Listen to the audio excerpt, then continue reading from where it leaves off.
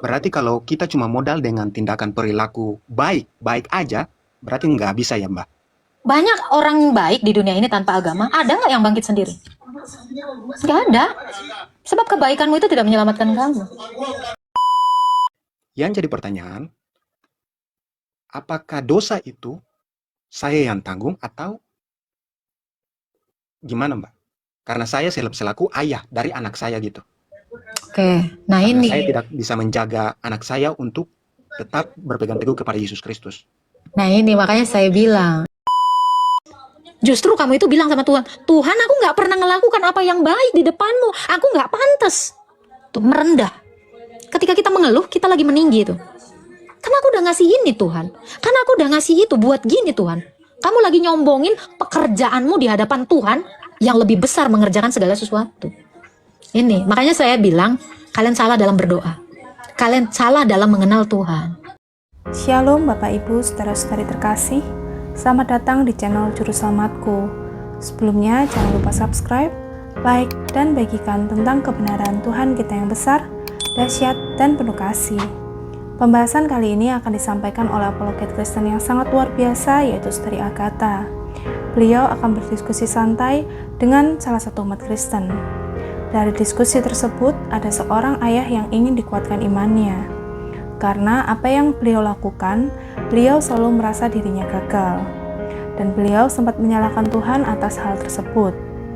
Tanpa panjang lebar, saya ajak Bapak Ibu saudara-saudari untuk melihat diskusi yang sangat menarik ini. Tentunya menambah wawasan dan menguatkan iman kekristenan kita.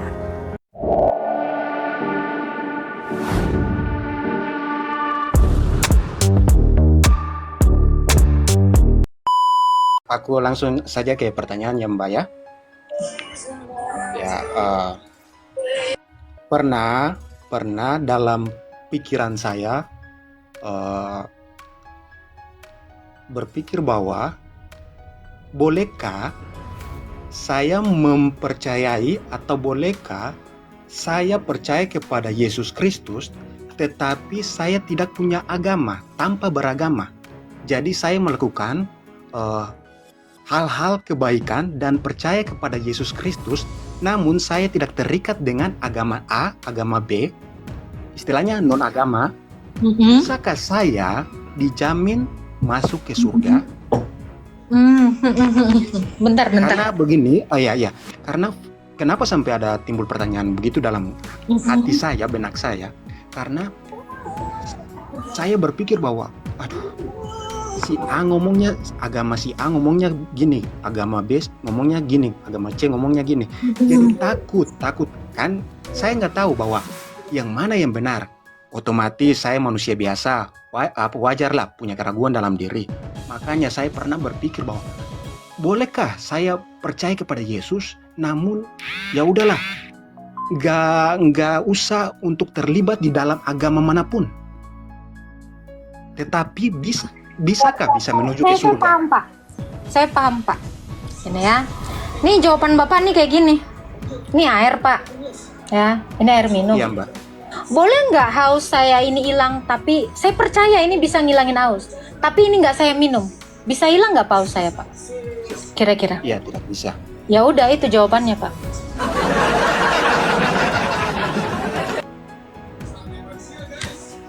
Kan kita percaya aja nih sama Yesus nih. Percaya minum ini bisa ngilangin haus. Tapi boleh nggak saya nggak melakukannya itu, nggak percaya dengan ajarannya, nggak minum gitu ya kan? Ya nggak apa-apa, percaya aja, yang pasti Anda haus selama-lamanya. Bisakah orang cuman percaya kepada Yesus terus dia masuk surga? Ya kayak Anda percaya air ini bisa ngilangin haus tapi nggak diminum. Gini ya Mbak, ya gini. Saya cuma mengutip 10 hukum Taurat dan plus-nya hukum kasih. Nah, itu penerapan dalam hidup saya. Andai. Kalau saya nih, bukan berarti bahwa saya ini orang tidak berdosa. Saya menerapkan 10 hukum Taurat plus hukum kasih di dalam hidup saya. Bagaimana Anda bisa melakukan ingat dan kuduskanlah hari Sabat? Bagaimana cara Anda melakukan 10 perintah Tuhan itu? Salah satunya itu. Bagaimana caranya? Kan Anda nggak mau percaya agama kan? Sebab hukum Taurat, satu tidak dikerjakan, semua gagal. Bisa nggak? Ya, berarti kalau kita cuma modal dengan tindakan perilaku baik aja, berarti nggak bisa ya Mbak? Banyak orang baik di dunia ini tanpa agama, ada nggak yang bangkit sendiri? Nggak ada. Sebab kebaikanmu itu tidak menyelamatkan kamu. Hanya Yesus yang menyelamatkan kamu. Kalau kamu tidak ada di dalam Yesus dan Yesus tidak ada di dalam kamu, kamu akan mati dalam dosamu. Bagaimana supaya Yesus itu ada di dalam kamu? Lakukan ekaristi. Bagaimana supaya kamu di dalam Yesus? Lakukan baptisan. Karena baptisan itu artinya kamu mengenakan Kristus, karena ekaristi itu artinya Yesus masuk ke dalam kamu. Jadi dia ada di dalam kamu dan di luar kamu. Itulah yang namanya menyatu. Kalau kembali lagi untuk orang yang pada dasarnya dari lahir sampai akhir hayatnya tidak mengenal dan tidak diajarkan firman Tuhan atau tidak dikenalkan Yesus itu siapa, apakah jalan dia ke surga itu ada atau tidak? Semua Seperti orang orang-orang pedalaman, seperti orang pedalaman, orang-orang suku gitu. Nah, ini dia. Padahal jawabannya ada di Alkitab. Masalahnya kan kamu nggak mau beragama. Roma 2 ayat 14 sampai 16. Mereka semua akan dihakimi sebab Taurat itu nyata di dalam diri mereka, dituliskan oleh Tuhan Yesus di dalam loh hati mereka. Jadi ketika orang pedalaman yang tidak mengenal Taurat, tidak mengenal Injil, tetapi Taurat itu jelas ada di dalam hati nurani mereka. Ketika mereka mencuri, hati nurani mereka itu akan menentang dan mereka akan menjadi ketakutan dan was-was. Ini yang membuktikan bahwa hukum Tuhan Yesus itu ada di sanubari setiap manusia yang Dia ciptakan. Lalu bagaimana mereka bisa selamat? Tentu dengan cara yang berbeda penghukumannya. Orang yang percaya kepada Kristus, orang yang sudah mengenal nama Yesus, baru kenal namanya aja, tapi dia tidak melakukan kehendak Yesus, mereka itu akan dipukul lebih banyak dibandingkan orang yang tidak pernah mengenal nama Yesus. Sebab ada di dalam Lukas dikatakan ya, sebab seorang hamba yang tahu kehendak tuannya tetapi tidak melakukan, mereka mendapatkan hukuman yang lebih banyak daripada hamba yang tidak tahu apa keinginan tuannya, mereka dihukum lebih sedikit. Karena hukuman yang diberikan Tuhan kepada orang yang tidak tahu perintahnya itu lebih longgar. Banyak tahu, banyak dipukul. Sedikit tahu, sedikit dipukul. Itu kata Tuhan Yesus. Ya, ini terakhir satu lagi ya Mbak. Nah, ini udah ditangkap dulu belum ini? Kira-kira nangkep belum? Nangkep Mbak, nangkep. Apa tuh? Jadi kamu mau percaya aja tapi tidak mau melakukan syariat agama Kristen gitu? Jadi sebenarnya ini Mbak, itu cuma keraguan yang memang berimajinasi di dalam pikiran saya saja. Jadi sebenarnya itu tidak ada keinginan yang terlintas untuk bahwa saya percaya dan tidak mengikuti, bukan, tetapi karena sempat-sempat duduk kalau bingung gitu, duduk berimajinasi, gimana sih kalau saya percaya Yesus saja, tetapi ya gak usah lah ikuti agama A, agama B gitu.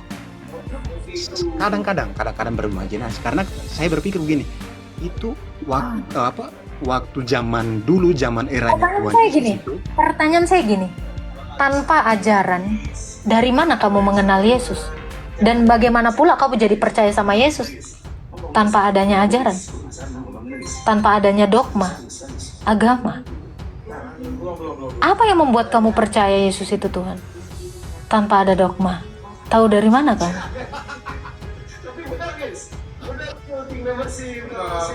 Udah fix sudah. Nah itu Pak.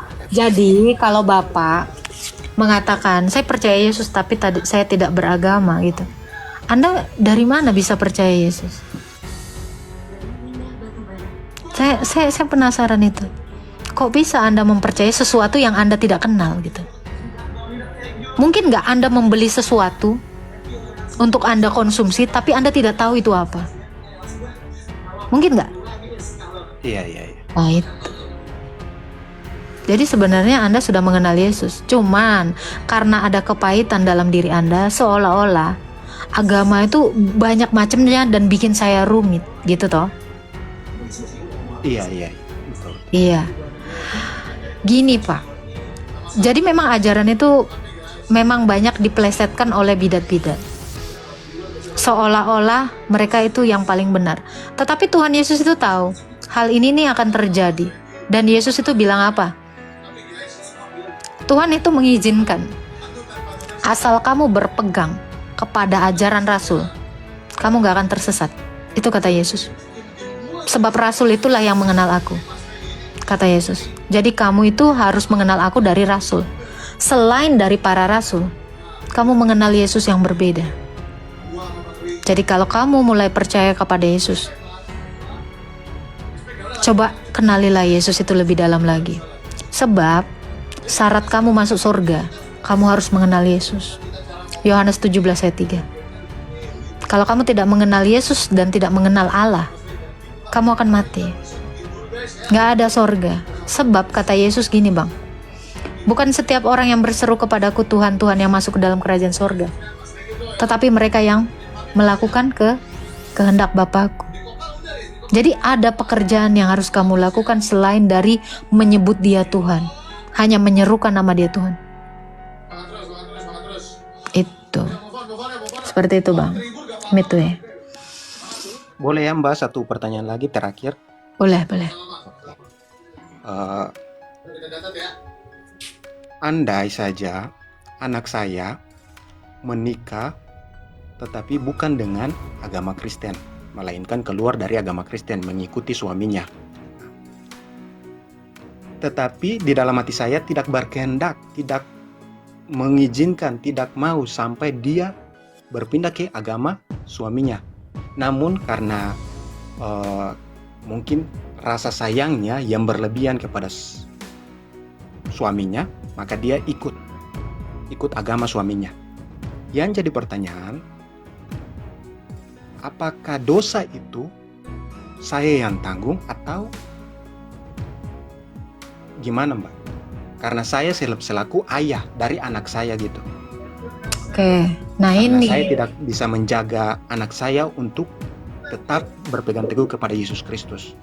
Nah ini makanya saya bilang, Anda kan akhirnya jadi banyak bertanya karena nggak mau belajar agama. Makanya kenapa kita itu perlu beragama, supaya kita itu bisa menjawab pertanyaan-pertanyaan kita. Di dalam Ibrani 9 ayat 27, setiap orang ditetapkan mati satu kali dan dihakimi setelahnya. Dan setiap orang memikul tanggungannya masing-masing. Jadi Anda tidak memikul dosa anak Anda, dan anak Anda tidak memikul dosa Anda. Ini yang Yesus katakan. Hanya Yesus yang memikul tanggungan kita, manusia. Manusia tidak memikul tanggungan manusia lainnya. Jadi kalau Anda berkata, merasa keberatan anak Anda beda agama, mau menikah dengan yang beda agama gitu ya. Sebenarnya apa bedanya dengan Anda? Kalian sama-sama orang yang tidak akan selamat. Pindah agama pun tidak masalah. Sebab anak Anda juga tidak mengetahui siapa Yesus itu. Anda juga demikian. Sekalipun Anda mengatakan ya, saya nggak mau anak saya pindah agama, Anda aja nggak punya agama. Bukan, saya Kristen Mbak, saya Kristen. Loh, tapi kan Anda nggak mau mengikuti syariatnya. Bukan tidak mau mengikuti. Tadi kan saya ngomong kalau itu kadang-kadang saya berimajinasi gitu. Kadang-kadang. Bukan berarti bahwa saya tidak mengikuti. Saya Kristen tulen Mbak, Kristen Protestan saya. Tapi kadang-kadang contoh, mohon maaf ya secara manusiawi, ini alamiah timbul dari dalam diri saya ketika saya menemukan sebuah persoalan. Siapapun, saya rasa siapapun juga kadang seperti saya. Ketika saya menemukan persoalan yang sangat besar, lalu ujung-ujungnya, kok Tuhan gini, menyalahkan Tuhan gitu. Ya karena kalian nggak kenal Tuhan. Itu tadi saya bilang, orang-orang yang dalam keraguan, orang-orang yang tidak pernah kenal Tuhan. Makanya kamu selalu bertanya dalam dirimu, orang kamu nggak mau diajar? Kamu nggak mau jadi murid Yesus? Kalau kamu jadi murid Yesus, timbul pertanyaan demikian, gurumu akan menjawab. Masalahnya semua orang Kristen ngerasa pemikiran dia udah paling ngerti sekali Tuhan gitu. Merasa mereka dipimpin oleh Tuhan gitu. Ini dia makanya saya bilang, kenapa setiap orang ya, terutama orang Kristen ya, saya tidak bicara yang di luar Kristen ya. Kenapa orang Kristen kadang stuck hidupnya? Dia bertanya-tanya, kok gini? Kenapa? Ya karena kamu gak pernah mau mendengarkan gurumu. Coba kalau kamu menjadi murid yang baik, mengenal Allah itu dengan baik, kamu akan berpengertian dan kamu akan mengatakan seperti ini. Ternyata Tuhan pengen saya begini. Ternyata Tuhan pengen saya begini. Masalahnya orang kan udah sok pinter semua. Gitu. Jadi kalau Anda bilang setiap orang juga pasti kayak saya, enggak. Setiap orang yang belajar itu nggak akan gitu.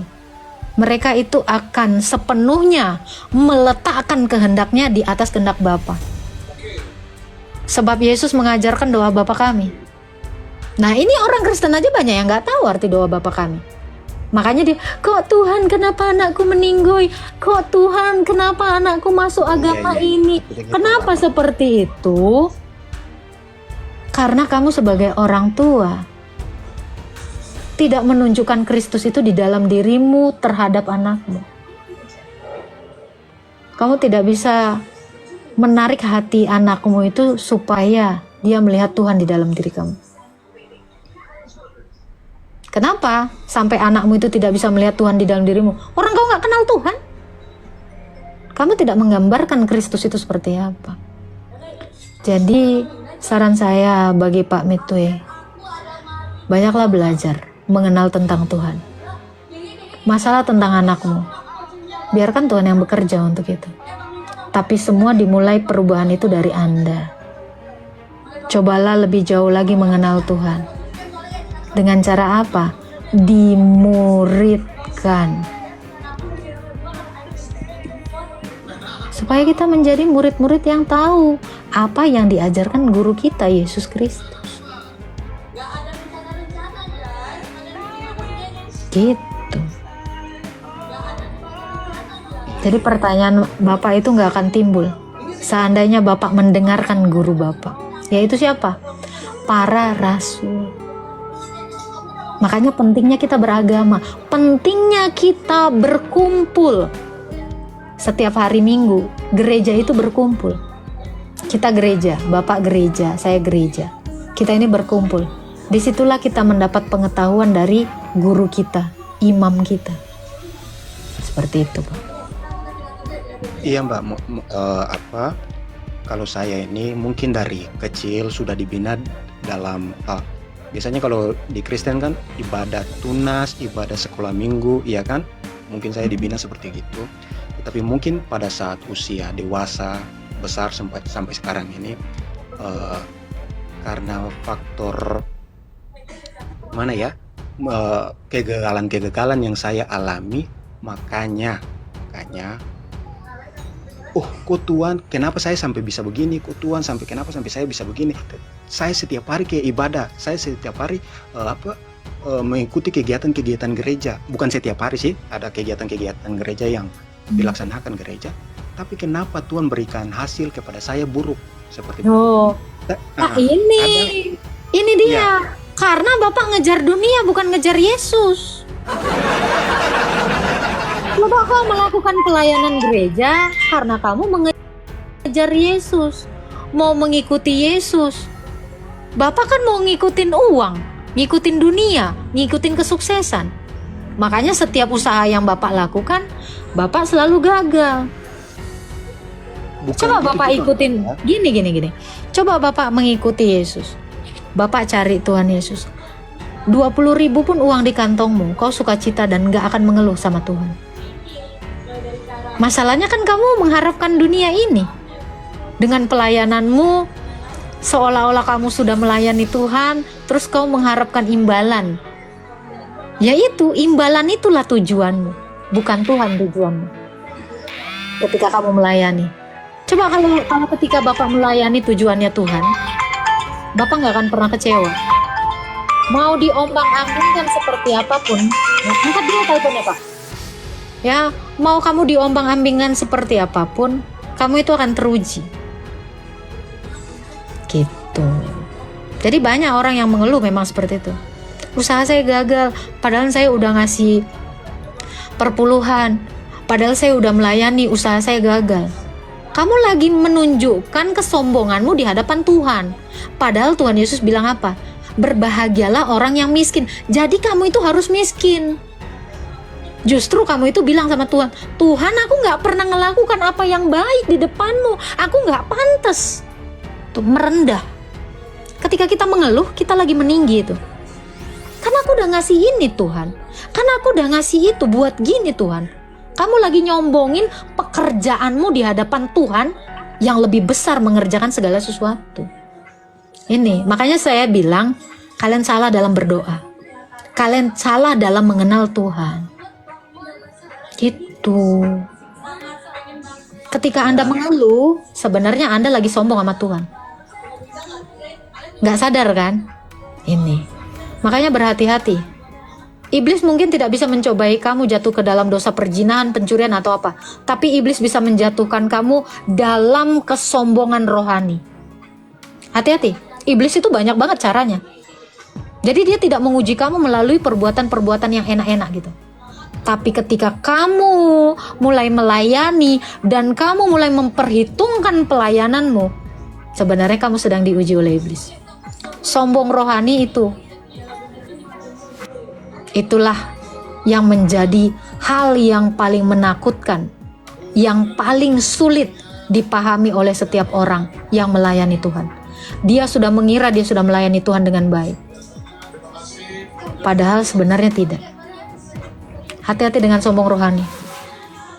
Itu, yang Bapak lakukan tadi itu sebenarnya sudah sombong rohani. Padahal disuruh merendah. Jadi jangan pernah bangga dengan pelayananmu. Karena pelayanan Yesus itu lebih dari itu untuk melayani kamu. Dia disalib, dia difitnah, dia didera, dicaci, diludahi, ditombak. Lah kita belum apa-apa. Belum pernah disalib toh. Jadi jangan sombong sama pekerjaan yang kita lakukan. Pekerjaan Allah itu lebih besar. Tapi apakah Tuhan Yesus itu pernah menyombongkan dirinya?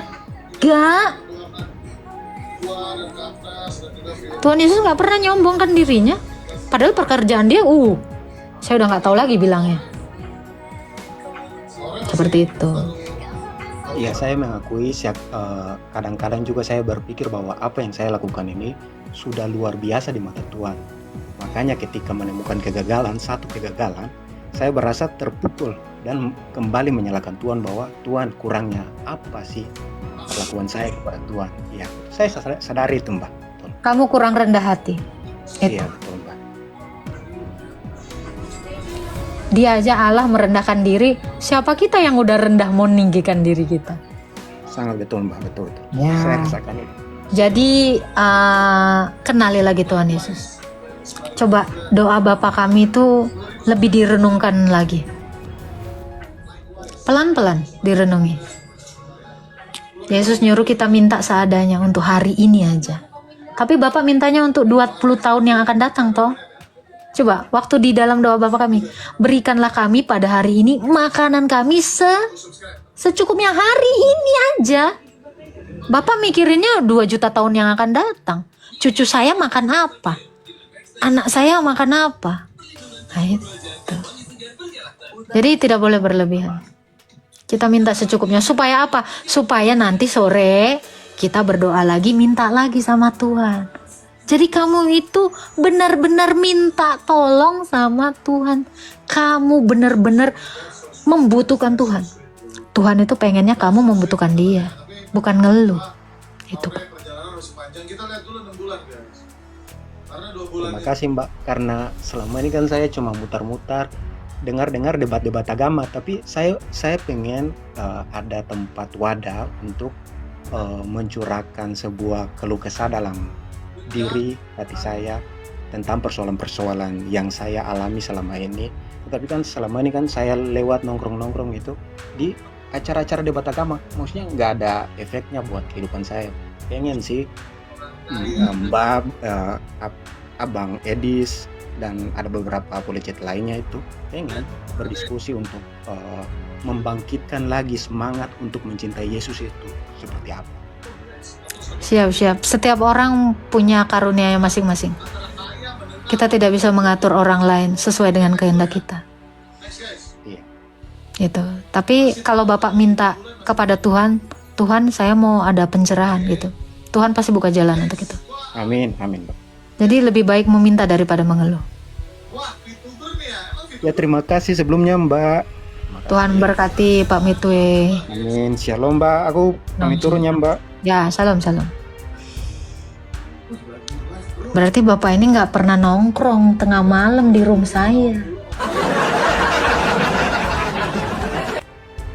Ya, begitulah penjelasan dari Saudari Agatha.